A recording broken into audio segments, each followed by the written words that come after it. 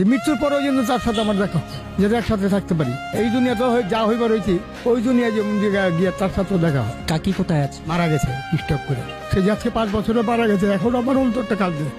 আমি কার কাছে বলতে পারি এই ব্যথা, আমি নিজের ব্যথা ব্যথিত। এত ভালোবাসতেন কাকিরে আপনি? আপনার কাকিকে এই স্টুডেন্ট থেকে আমি নিয়ে গেছিলাম, এখান থেকে আমি নিয়ে গেছি পঁচিশতলা থেকে, কিন্তু তারা নিয়ে আমি সংসার করি 30 বছর।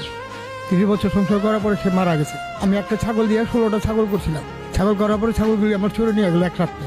নেওয়ার পরে সে চিন্তা ব্রেন স্ট্রোক করে দিল, তার হাত পা পুঙ্গ হয়ে গেল। তারপর আল্লাহর কাছে আমি বুঝলাম, আল্লাহ পাক পাক পারপার দিকে তুমি তার রেখা যাও, রেখা গেলে আমি তার নিয়ে ভিক্ষা করে খাবো, কিন্তু তার এতটুকু আদর করছি, কিন্তু সে তো থাকে, সে চলে গেছে আবার ছিল। কাকিকে এত বেশি ভালোবাসতেন কেন? কারণ তারা ভালোবাসে এই কারণে, তারও এক অসহায়, আমিও অসহায়। তা আমার ছাড়া সে নাই,